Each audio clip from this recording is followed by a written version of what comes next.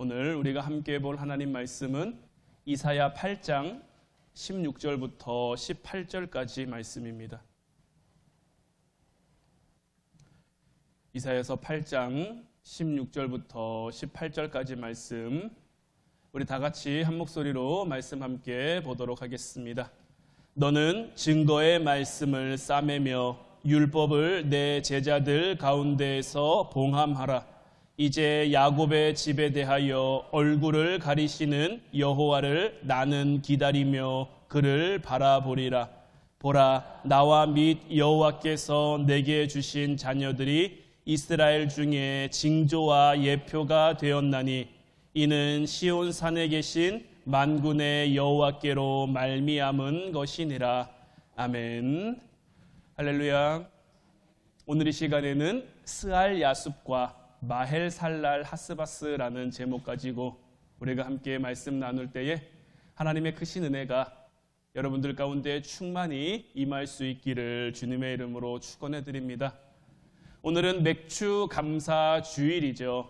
맥주 감사 주일은 이스라엘 백성들이 가나안 땅에 들어가서 처음 얻은 그 열매에 대한 감사, 첫 소출에 대한 감사를 하나님 앞에 표하는 절기예요. 오늘날 우리들에게는 어떤 상반기의 삶을 결산하고 7월 첫 주에 우리가 맥주절을 지내므로 상반기의 삶을 결산하며 하나님 은혜에 감사하고 남은 하반기의 삶도 하나님께서 지켜주시고 인도해 주시고 보호해 주시기를 바라는 마음에 지키는 절기가 바로 이 맥주절인데, 그래서 제가 이번 절기를 맞이하면서 어떤 말씀을 여러분들과 나누면 좋을까라고 좀 기도하고 고민하다가 우리가 지금 계속해서 이사야서의 말씀을 함께 나누고 있는데, 이 말씀을 우리가 함께 나누는 것이, 이어서 계속 가는 것이 맥주절과도 잘 맞고 저와 여러분들에게도 은혜가 되겠다 싶어서 오늘 말씀 제목 사실 좀 어렵죠. 스알 야숲과 마헬살랄 하스바스. 하나님의 크신 은혜가 여러분들 가운데 충만히 임하게 될 줄로 믿습니다. 하나님께서는 이사야에게 한 가지 명령을 내립니다. 그 명령이 뭐냐면 이사야 8장 1절 보면 여호와께서 내게 이르시되 너는 큰 서판을 가지고 그 위에 통용 문자로 마헬살랄 하스바스라 쓰라 라고 명령하는 걸. 이 마헬살랄 하스바스라고 써서 증거를 삼으라고 하셨는데 어떤 증거를 삼으라고 하셨냐면 하나님께서 아하스 왕에게 이제 아람과 북이스라엘이 곧 망하게 될 거다.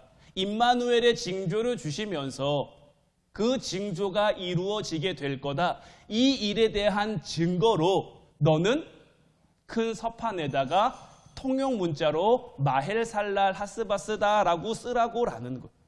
근데 이 마헬살랄 하스바스라는 뜻은 뭐냐면 침략 혹은 노략이 신속히 이루어진다라는 뜻이에요. 그리고 그 노략의 대상은 남유다를 공격하려고 하는 두 나라인 아람과 북이스라엘이 될 것이고 아수르에 의해서 두 나라가 노략을 당하게 될 것이다 라는 그 이유로 하나님께서는 큰 서판에다가 마헬살랄 하스바스다라고 쓰라고 하신 거죠. 그런데 여기서 한 가지 묘한 사건이 일어납니다. 하나님께서 큰 서판에 마헬살랄 하스바스라고 쓰라라고 한 것까지는 좋아요. 그런데 이 마헬살랄 하스바스라는 것을 하나님이 이사야에게 뭐라고 말씀하시냐면 3절 4절 말씀 보면 내가 내 아내를 가까이 하매 그가 임신하여 아들을 낳은지라 여호와께서 내게 이르시되 그의 이름을 마헬살랄 하스바스라 하라. 이는 그 아이가 내 아빠 내 엄마라 부를 줄 알기 전에 다메섹의 제물과 사마리아의 노략물이 아수르 왕 앞에 옮겨질 것임이라 하시니라. 하나님께서 이사야가 이제 아들을 낳을 건데 그 아들을 낳으면 마헬살랄 하스바스라고 이름을 지라라는 거죠. 이스라엘에게 있어서, 이스라엘 사람들에게 있어서 이름은 굉장히 중요합니다. 어떤 그 사람의 정체성을 나타내기도 하고요. 그 사람의 어떤 삶의 내용을 나타내기도 합니다. 우리가 잘 아는 모세라는 이름은 물에서 건져낸 자죠. 야곱이라는 이름은 사기꾼이라는 이름이에요. 속이는 자라는 이름이에요. 그래서 하나님께서는 야곱에게 야곱 대신 이스라엘이라는 이름을 주셨죠. 아브람이었는데 아브라함으로 이름을 바꿔주시고 사레였는데 사라로 이름을 바꿔주신단 말이에요. 신약에 와서도 예수님께서는 시몬에게, 요한의 아들 시몬에게 베드로, 게바라는 이름을 주셨단 말이에요. 그만큼 이스라엘 민족에게 있어서 이름은 굉장히 중요한 건데, 하나님께서는 이사야에게 아들을 낳을 건데 아들의 이름을 마헬살랄 하스바스, 뜻이 뭐라 그랬죠? 침략이 이루어진다, 노략이 이루어진다. 사실 이름과 어울리는 그런 단어는 아니잖아요. 이사야에게는 아들이 둘 있는데 큰 아들의 이름이 스알 야숲이고 둘째 아들의 이름이 이 마헬살랄 하스바스인 거예요. 첫째 아들 이 스알 야숲이라는 이름은 돌아오게 된다라는 뜻이고요. 둘째 아들의 이름은 침략이 이루어진다. 하나님께서는 유다왕 아하스에게 아람과 북이스라엘 동맹은 결코 성공하지 못할 것이니 걱정하지 말라고 하시면서 임마누엘의 징조를 줬어요. 그럼에도 불구하고 아하스는 하나님의 말씀을 믿지 못합니다. 오히려 몰록신에게 가서 자기 아들도 갖다 바쳐버리는 거예요. 하나님께서는 두 나라가 결국은 망하게 될 거라는 그 증거를 위해서 이사야에게 이 마헬살랄 하스바스라는 아들을 주신 거예요. 그리고 유다는 믿지 않은 죄로 잡혀가게 될 거예요. 그래서 첫째 아들의 이름, 이사야의 첫째 아들의 이름이 스알 야숲이 되는 거예요. 심한 고난 가운데 나라가 힘들고 나라가 어렵게 되겠지만, 그래서 너희가 포로로 잡혀가겠지만 다시 돌아오게 하시겠다라는 그 약속으로 이 스알 야숲인 것이고요. 그 시대의 상황이 이런 거예요. 하나님께서는 왜 진노하셨습니까? 하나님께서는 북이스라엘과 남유다를 향하여 진노하셨는데 왜 진노하셨습니까? 이스라엘이 하나님에게 선택받은 그 민족이라는 그 사명을 감당하지 못했기 때문인 거예요. 이스라엘 백성들을 통해서 하나님은 하나님이 누구시며 하나님 자녀가 된다는 것이 무엇인지를 다른 민족, 다른 나라들에게 보여주고자 했는데, 그래서 애굽의 노예로 살고 있는 그들을 출애굽시켜 가나안 땅에 들어오게 하셨고, 하나님 말씀 가운데 거하면, 하나님 말씀을 준행하면, 하나님 말씀 가운데 살아가면 너희가 제사장 나라가 되고 나는 너희의 하나님이 되어 너희가 큰 민족을 이룰 것이고 너희가 크고 강한 나라가 될 것이다 라고 말씀하셨는데, 이스라엘 백성들이 이 하나님의 말씀 가운데 거하지 못한 거죠. 하나님 백성으로, 하나님의 선민으로 살아가야 하는 그 책임감을 다하지 못했기 때문에 그들과 그들 자신에게, 그들과 하나님에게 불명예가 된 거죠. 우리가 지난주 말씀을 통해서 우리가 믿음으로 살아간다는 것은 명예다라고 말씀을 드렸죠. 아하스가 믿든 못 믿든 하나님께서는 하나님의 뜻을 이루실 거예요.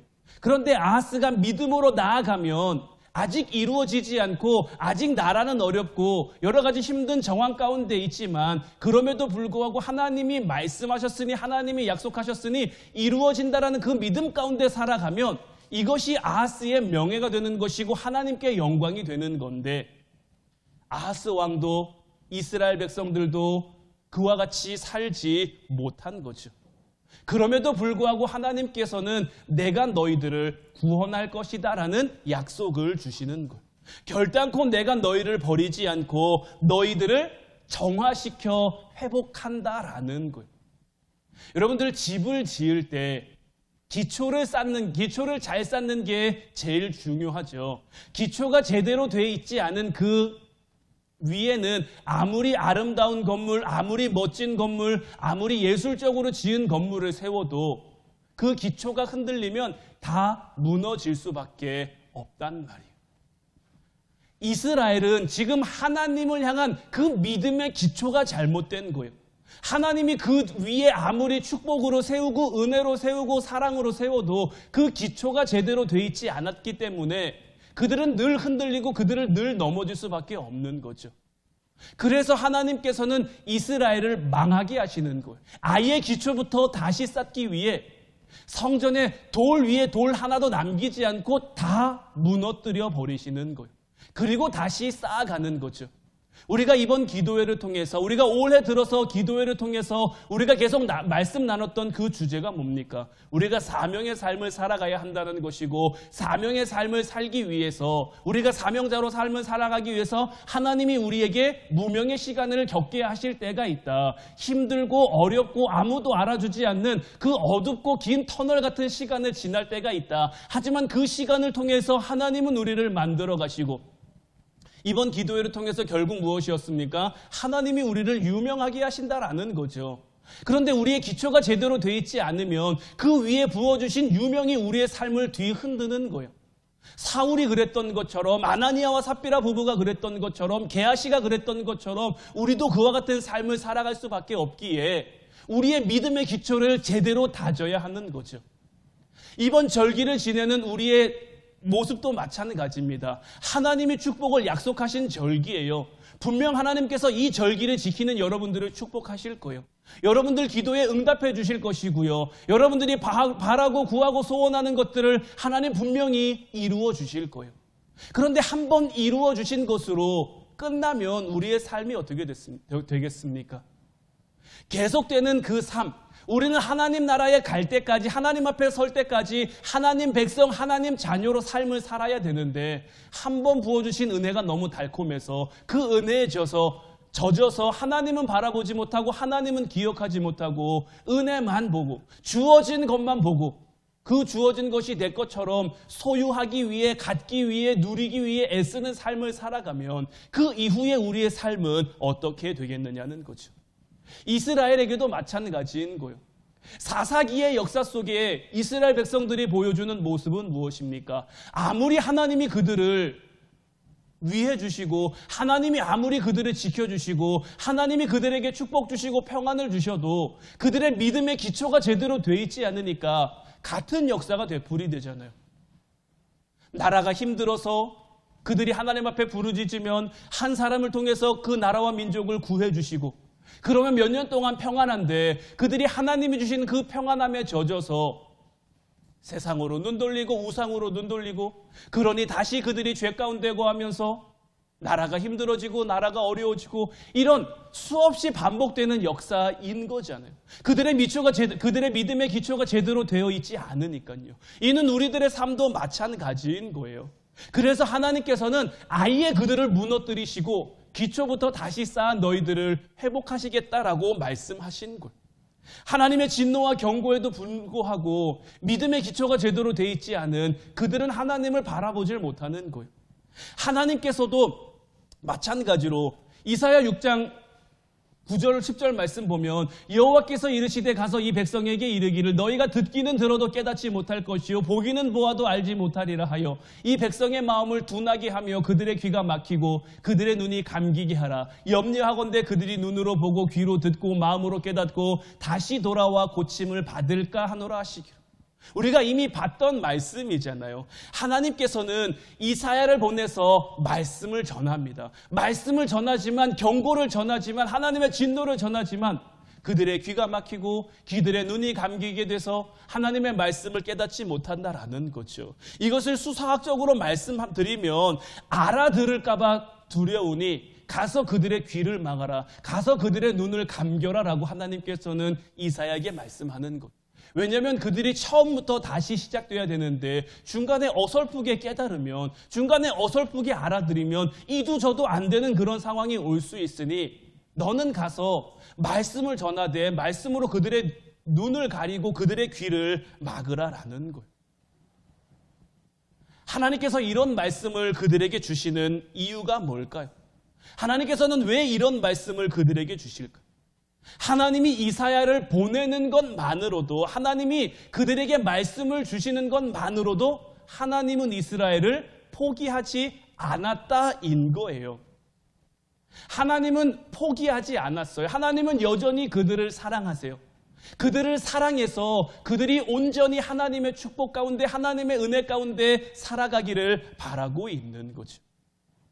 그런데 이사야를 통해서 전해지는 말씀은 너희들의 귀가 가려질 것이고 너희들의 눈이 감겨질 것이고, 그런데 또 이사야 선지자 이름의 뜻은 무엇입니까? 하나님은 구원이다라는 뜻인 거예요. 우리는 성경의 역설을 이해하지 못하면 하나님의 주권적이고 그 성실하신 의지를 우리가 저지르는 현실과 어떻게 연결할지에 대한 그 연결고리를 찾아가기가 어려워요. 신앙이라는 것은요, 우리가 기대하고 소원하듯이 삶의 어려움이 없었으면 좋겠습니다. 삶의 힘듦이 없었으면 좋겠습니다. 우리가 기도하고 구하는 것이 잘 이루어졌으면 좋겠습니다 하는 그런 것과는 차원을 달리하는 그런 문제인 거예요. 우리의 신앙은 그런 것들과 타협할 수 있는 그런 문제가 아니에요. 우리가 무화과 나뭇잎이 마르고라는 찬양을 함께 불렀죠. 무화과 나뭇잎이 마르고 포도 열매가 없으며 감람나무 열매 그치고 논밭에 식물이 없어도, 우리의 양떼가 없으며 외양간 송아지가 없을지라도 난 여호와로 말미암아 기뻐하며 즐거워하리라. 제가 여러분들에게 정말 아멘이냐고 물어봤죠. 왜냐하면 하나님의 선하심과 하나님의 그 신실하심이 어떤 모습으로 우리에게 나타나고 어떤 모습으로 우리에게 다가오게 될지 우리는 알 수가 없는 거예요. 이는 하박국 선지자의 고백이었죠. 하박국 선지자는 이제 나라가 망하는 것을 봅니다. 그런데 그 나라 가운데 하나님 말씀을 잘 지키는 이들도 있었거든요. 자기같이 하나님 말씀을 따라 살아가는 사람들도 있는데 하나님 왜 나라를 망하게 해서 우리도 같이 망해야 됩니까? 이걸 이해하지 못한 거예요. 나는 신실하게 살았는데, 나는 정결하게 살았는데, 나는 의롭게 살기 위해 애썼는데 왜 죄인들 때문에 나까지 망해야 됩니까? 나까지 어려워야 됩니까? 나까지 힘들어야 됩니까? 하나님, 난 도무지 이것을 이해할 수 없습니다라고 하나님 앞에 투정하듯 하박국 1장과 2장의 내용이 이어져 간단 말이에요.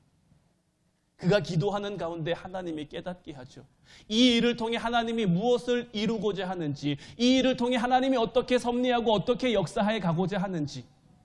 그러니 나라가 망해가는 그 상황 속에서도 하박국 선지자는 나는 하나님으로 인해서 기뻐합니다. 왜냐하면 나라가 망할지라도 하나님과 함께하는 것이 은혜이고 기쁨이고 감사라는 것을 깨닫기 때문인 거예요. 신앙이 우리에게 요구하는 바를 우리는 쉽게 요구하거나 상상할 수 없기 때문에 하나님의 인도하심과 하나님의 구원의 그 여정을 우리가 살아간다는 것이 힘들고 어려울 수밖에 없는 거예요. 우리가 흔히 믿음의 길을 좁은 길로 들어간다라고 표현을 하죠. 좁은 문으로 들어가라고 성경이 우리에게 말하고 있으니까요. 힘들고 어려운 길이기는 합니다. 그 길이 협착하고 그 길이 좁아서 찾는 이가 적기는 합니다. 하지만 우리가 그 길을 걸어가려고 하면 하나님이 인도해 주시는 것, 하나님이 우리를 보호해 주시는 것, 우리의 힘으로 그 길을 걸어가려고 하면 힘들죠. 우리의 힘으로 그 길을 살아가려고 하면 힘들죠. 이스라엘 백성들이 40년 광야의 삶을 어떻게 살아갔습니까? 그들의 힘으로 살아갔습니까? 그들의 노력으로 살아갔습니까? 그들의 능력으로 살아갔습니까? 철저하게 하나님이 그들을 보호해 주신 거예요. 하나님이 그들을 인도해 주신 거예요. 왜 40년이라는 시간 동안 하나님께서 그들을 인도하고 보호해 주셨을까요? 너희가 어디에 있든지, 너희가 어떤 환경 가운데 있든지 내 민족으로 살아가면, 내 백성으로 살아가면 너희가 걱정할 것이 없고 염려할 것이 없다라는 것을 하나님 깨닫게 하시기 위해서 40년이라는 시간 동안 그들을 광야의 길을 걷게 하신 거예요. 그럼에도 불구하고 그들이 가나안 땅에 들어가서 인간적인 기준으로는 꽤 오랜 시간 가나안 땅을 누리며 살았다라고 말할 수 있을지 모르겠지만 하나님이 볼 때는 늘 안타까운 삶이었고 늘 불쌍한 삶이었을 수밖에 없는 것. 하나님께서 이사야에게 두 아들을 주시면서 스할 야숲과 마헬살랄 하스바스다라고 이름을 지라고 하는 것은, 그러면서 이 아이들의 이름이, 이 아이들이 너희에게 징표가 되겠다라고 말씀하시는 것은 임마누엘 징조가 그랬던 것처럼 처녀가 잉태하여 아들을 낳아 이 아들이 12살이 되기 전에 두 나라 왕이 패배한다라는 것이죠. 이 임마누엘의 징조를 통해서 이 역사적인 상황 속에서 우리는 무엇을 볼 수 있냐면, 자, 처녀가 잉태하여 아들을 낳고 그 아들이 12살이 되면 하나님의 징조가 이루어진다라고 했죠. 그러면 아직 처녀가 아이를 낳지 않았어요. 그러면 하나님의 징조가 이루어집니까? 안 이루어집니까? 안 이루어지죠. 왜냐하면 하나님이 말씀하셨잖아요. 아들을 낳아야 징조가 이루어질 거라고. 그러면 아이가 낳기 전에는 어떤 그거에 대한 위기의식이나 위기감을 가질 필요가 없어요. 그런데 아이가 태어났어요. 아이가 자라가요.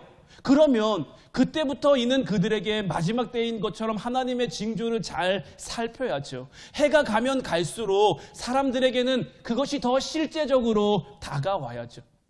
이사야의 두 아이도 마찬가지입니다. 스알 야숲과 마엘살랄 하스바스는 아직 어린 아이죠. 그런데 이 아이가 엄마 아빠를 부르기 전에 하나님의 징조가 이루어지겠다라고 말씀하셨단 말이에요.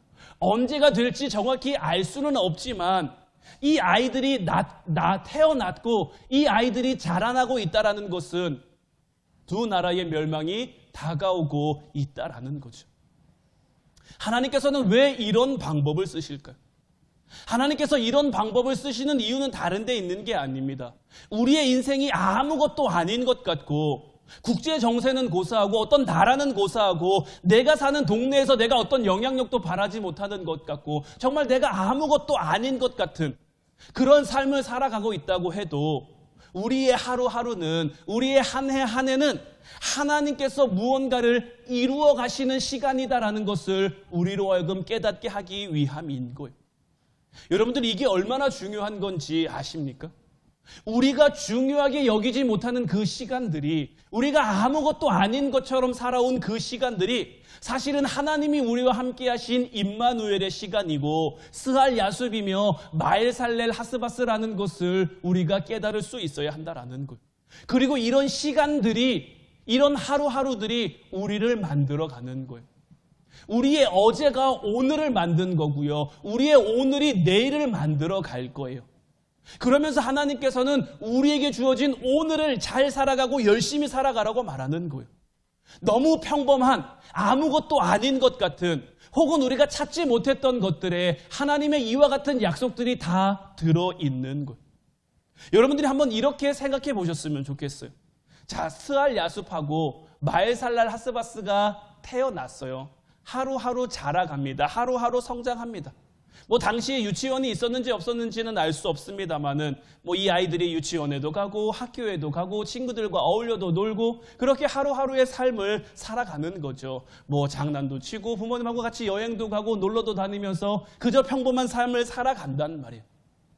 그런데 이런 평범함이 우리의 삶 가운데 자꾸 뭘 가져오냐면 이런 익숙함 가운데 이런 평범한 가운데 파우쳐서 이 마헬살렐 하스바스라는 그 예언의 징조, 이 의미를 자꾸 잊어가는 거예요. 이 예언이 뜻하는 바가 무엇인지를 자꾸 놓치며 살아가는 거예요. 오늘 우리가 살아가는 이 시대는 어떨까요? 우리가 흔히 마지막 때라고 이야기를 합니다. 마지막 때라라고 이야기를 하시는 분들도 있어요. 주님이 다시 오시면 이 세상의 삶은 끝나게 될 겁니다. 하나님의 심판이 이 땅 가운데 임하게 될 거예요. 그리고 하나님 나라가 임하게 되겠죠. 이거 모르시는 분들이 있습니까? 주님 이 땅에 다시 올 거라는 거, 주님 예수님께서 이 땅에 다시 재림할 거라는 거 모르는 분들 계십니까? 다 아시죠? 근데 우리가 정말 알고 있을까요? 우리가 정말 깨닫고 있을까요? 우리는 종종 하나님이 하시려는 그 일에 우리가 더 적극적으로 더 필요하고 더 유효한 자리에 있어야 된다. 어떤 사명을 감당하기 위해서 내가 무언가를 열심히 하고 무언가를 적극적으로 해야 된다라고 이렇게 생각할 때가 있는데 하나님이 우리에게 바라시는 것은 그런 모습들이 아닌 거예요. 하나님 나라라는 어떤 큰 명분을 내세우는 그런 것들을 드러내려는 그 자리 가운데로 우리가 나아가기를 하나님께서 우리에게 바라시는 것이 아니라 먼저 우리가 어떤 사람이 되어야 할까에 집중할 수 있어야 되는 거예요. 올 한 해 우리 교회의 표어가 뭐죠? 하나님의 기쁨이 되는 교회. 우리 한 사람 한 사람은 그저 우리에게 주어진 삶의 자리에서 우리가 어떻게 하면 하나님의 기쁨이 될 수 있을까를 고민하고 기도해야 하는 거예요. 우리에게 맡겨주신 사명, 우리에게 맡겨주신 삶의 자리는 하나님이 우리에게 허락해 주신 자리인 거예요. 사명을 위해 내가 뭔가 특별히 되어야 하고 뭔가 특별히 이루어야 하고 무언가를 막 이렇게 하는 것이 아니라 그저 우리의 삶 가운데 하나님의 기쁨이 되기 위해 애쓰고 노력하면, 그렇게 하루하루의 삶을 살아가면 어느 순간 하나님이 우리를 그렇게 만들어 가신다니까요. 내가 되는 게 아니라 하나님이 우리를 만들어 가시는 거예요. 마지막 때도 우리에게 올 거예요. 예수님은 다시 이 땅에 오실 거예요. 약속하셨으니까요. 그럼 그날을 위해 우리는 어떻게 살아가야겠습니까? 그날이 언제 올지 모르니까 우리가 준비하기 위해 어디 산에라도 올라가서 기도해야 되고, 종말론자들처럼 막 그런 모습으로 살아가는 게 아니라 마지막 때를 우리가 어떻게 준비해야 됩니까? 더 우리에게 주어진 오늘 하루를 열심히 살아가야 하는 거예요. 하나님의 뜻대로 하나님의 기쁨이 되기 위해 이게 마지막 때를 준비하는 모습인 거예요. 성경을 보면 예수님께서 마지막 때에 대해서 이렇게 말씀하셨습니다. 두 여자가 맷돌을 갈다가 한 사람은 데려가고 한 사람은 남겨두는 거예요. 두 사람이 밭을 갈다가 한 사람은 데려감을 당하고 한 사람은 남겨둠을 당하는 거예요. 이 맷돌질을 하는 것도 밭을 가는 것도 그들에게 주어진 하루하루의 삶을 하나님의 기쁨이 되는 그 삶으로 살아감을 우리들에게 말해주고 있는 거예요. 하나님은 지금이라도 하나님 나라를 우리에게 임하게 하실 수 있어요. 하나님은 지금이라도 하나님 나라가 이 땅 가운데 임함으로 이 세상이 끝나게 하실 수도 있어요. 그런데 하나님께서 그렇게 하시지 않는 이유는 어디 있을까요?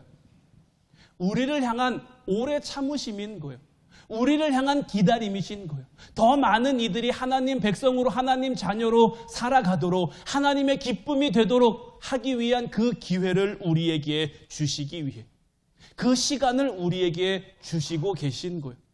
따라서 우리는 늘 우리의 끝이 무엇인지를 기억해야죠.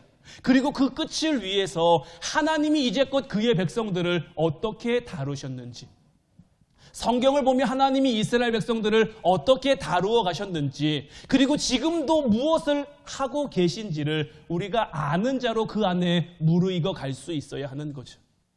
이제 바라기는 여러분들이 더 성숙한 믿음, 더 성숙한 신앙으로 살아갈 수 있기를 주님의 이름으로 축원해 드립니다.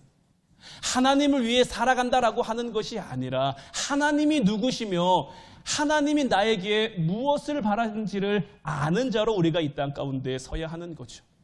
그런데 문제는 자꾸 이겁니다.